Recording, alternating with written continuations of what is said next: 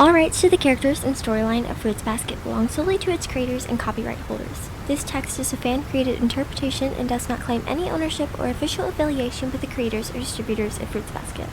All references to the characters and their development are based on the original work and are intended solely for entertainment and discussion purposes. You Don't Go to Parties, Chapter 2. Kyo sat with his friends, but his mind was elsewhere. He could hear Hiroshi and Yuzuki talking, but their words faded into the background as his thoughts kept drifting back to Tohru. He could picture her perfectly, the way her eyes lit up when she was happy, her soft giggle that always made his heart skip a beat, and the gentle warmth that seemed to radiate from her whenever she smiled. Kyo liked his friends, but Tohru was different. She was everything to him, his best friend, the person he loved more than anything in the world. He felt a pang of guilt for ditching her today, even though she insisted he go with his friends. Kyo! Yuki's voice snapped him out of his thoughts, and Kyo blinked, realizing both of his friends were staring at him expectantly. Huh? What? Kyo mumbled, shaking his head slightly to cure his thoughts. Hiroshi and Yuzuki exchanged looks of exaggerated offense. Oh, so you're ignoring us, huh? Hiroshi teased, clutching his chest as if he'd been wounded. I'm hurt, Kyon. Seriously, man, Yuzuki chimed in, grinning. We were having a very important discussion here, and you're just zoning out on us. Kyo rolled his eyes, though he couldn't help the small smile tugging at his lips. Yeah, I'm listening now. What were you talking about? Hiroshi leaned in closer, a mischievous grin spreading across his face. We were asking if you're planning on going to the party on Friday. Kyo raised his eyebrows, clearly confused. What party? Both Hiroshi and Yuzuki gasped in exaggerated shock, as if Kyo had just revealed some grave ignorance. You don't know about the party? Hiroshi exclaimed, widening his eyes in mock horror. Yuzuki shook his head, tutting as if in disbelief. It's only the biggest party of the year, man. How could you not know? Kyo frowned, slightly unimpressed. I still don't know what you're talking about. Yuzuki leaned back, crossing his arms with a smirk. It's this huge party in the caves. The whole school's invited. It's supposed to be legendary. Kyo shrugged, his interest clearly waning. Doesn't sound like my scene. Tight spaces, lots of people. I'm not really into that. Hiroshi groaned, slumping dramatically in his seat. Come on, Kyo. It's our last year of high school. You don't want to miss out on this, do you? It's the last chance to go to one of these things. Yuzuki nodded enthusiastically. Yeah, man, you gotta at least say you've been to one epic party before you graduate. Who knows? You might actually have fun. Kyo was about to respond when the bell rang, signaling the end of lunch. Hiroshi stood up, clapping Kyo on the back as he did. Just think about it, okay? Don't be a party pooper. Yuzuki followed suit, giving Kyo a pat on the shoulder. Yeah, give it some thought, Kyo. You might surprise yourself. Kyo watched them leave, lingering for a moment as he mulled over their words. He couldn't deny that part of him was curious, but the idea of being cramped into tight spaces with a bunch of rowdy people still didn't appeal to him. With a sigh, he got up and headed to class. When he entered the classroom, his eyes immediately sought out Tohru. She was already at her desk, lost in thought, her brow furrowed slightly as she gazed at the notebook in front of her. The sunlight streamed in through the windows, casting a warm glow over her, and Kyo felt his heart skip a beat. She looked so serene, so beautiful. He couldn't resist the urge to be close to her. Quietly, Kyo walked up behind her and wrapped his arms around her, pulling her into a gentle embrace. He leaned down, his lips close to her ear, and whispered, What's going on in that pretty head of yours?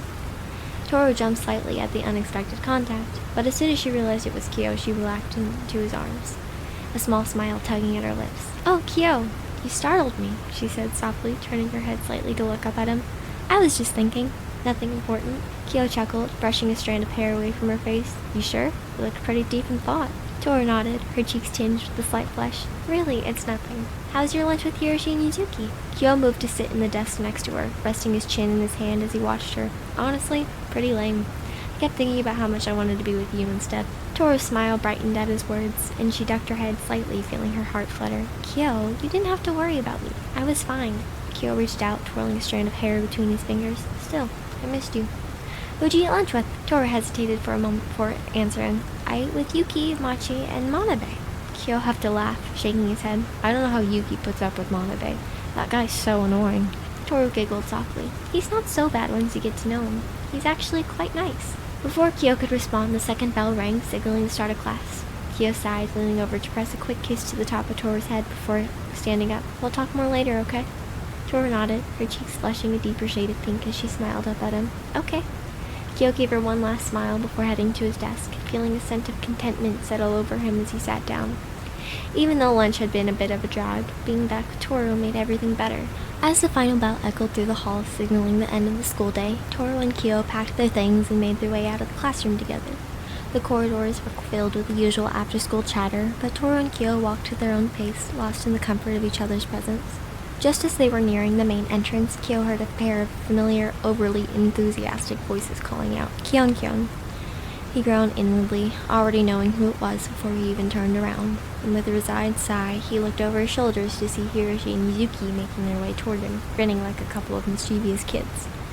"Kyon Kyon," Hiroshi called out, this time waving exaggeratedly. "Don't forget to think about it." Kyo rolled his eyes, his patience already wearing thin. "It's still a no," he shouted back, his tone a mix of annoyance and amusement. His friends responded with mock disappointment, cupping their hands around their mouths to boo him from across the hallway.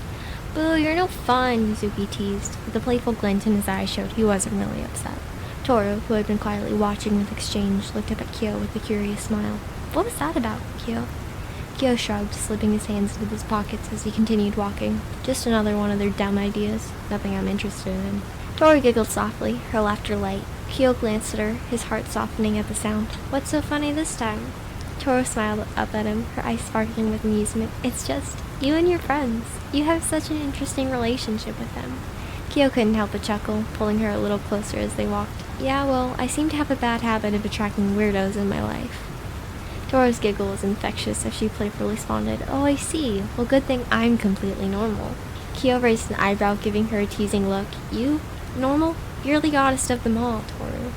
She pretended to be offended, her eyes widening in mock surprise. "Me? Really?"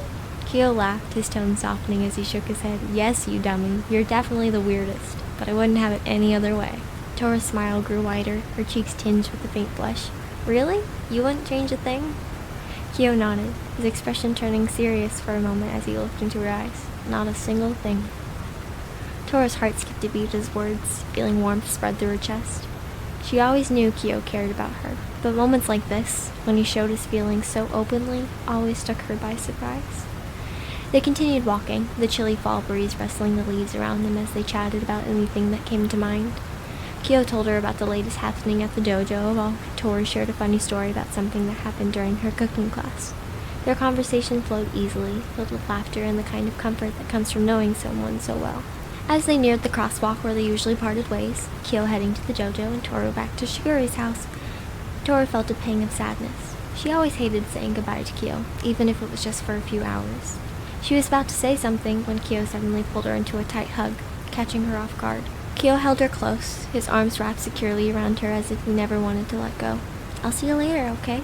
he whispered, his breath warm against her ear. Tohru closed her eyes, leaning into the embrace and savoring the moment. "Okay," she murmured, her voice barely above a whisper.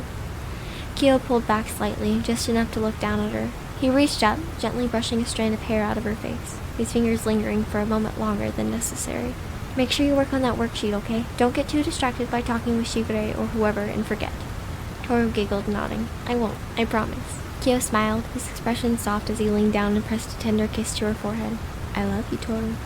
Her heart fluttered at his words, a warm, happy feeling spreading through her chest. "I love you more, Kyo," she replied, her voice filled with affection.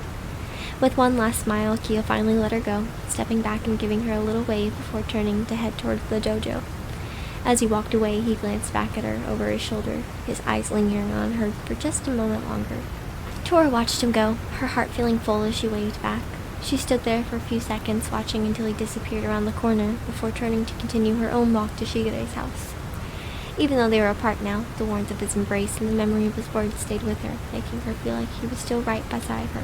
As Tohru walked home, her mind was consumed by Manabe's words. Graduation was fast approaching, and the thought of it filled her with both excitement and anxiety.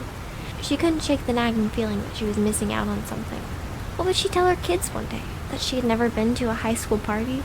That she spent her free time at home reading mystery novels instead of living out the typical teenage experience? The idea felt lame, especially considering her mother's legacy. Kyoko Honda, the infamous Crimson Butterfly, had lived a life full of adventure and rebellion, yet here Tohru was, playing it safe, and missing out on what might be a rite of passage. She sighed as she mulled over her thoughts, imagining her mother's mischievous grin and the teasing way she might encourage Tohru to step out of her comfort zone. After all, Kyoko wasn't one to let life pass her by, so why should she? As she approached Shigure's house, Tohru noticed how quiet it was. She stepped inside and found a note on the kitchen counter from Shigure, letting her know that he wouldn't be back until the next morning. "Guess it's just me tonight," she muttered to herself, feeling a slight pang of loneliness. Without the usual bustle of the household, there was no reason to rush dinner. She headed upstairs, deciding to change out of her school uniform. Tohru slipped into a pair of pink ripped skinny jeans and a white long-sleeved baby doll top. She took her time braiding her hair off to the side, tying it with a pink ribbon. When she was done, she flopped onto her bed, staring at the ceiling, lost in thought.